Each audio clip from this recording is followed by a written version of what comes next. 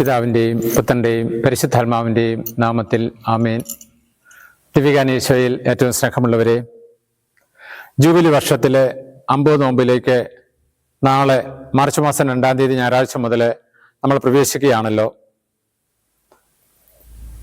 എല്ലാ ദിവസവും രാവിലെ യൂട്യൂബിലൂടെയും ഫേസ്ബുക്കിലൂടെയും കുരിശിൻ്റെ മഹത്വം അത് പ്രഘോഷിക്കുന്നതിനായിട്ട് 1 മിനിറ്റ് റീൽസിലൂടെ നമ്മളെ എല്ലാ ദിവ്യകാരുണ്യാഗ്നി മക്കൾക്കും ലോകം മുഴുവനുള്ള മക്കൾക്കും സന്ദേശം നൽകുവാൻ ആഗ്രഹിക്കുകയാണ്.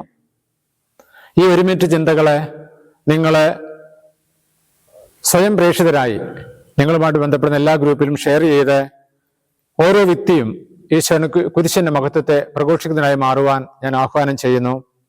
പ്രഭാഷകന്റെ പുസ്തകം 2-ാം അധ്യായം 5-ാം തിരുവചനം: എന്തെന്നാൽ സ്വർണം അഗ്നിയിൽ ശുദ്ധി ചെയ്യപ്പെടുന്നു, സഹനത്തിന്റെ ചൂളയിൽ കർത്താവിന് സ്വീകാര്യരായ മനുഷ്യരും.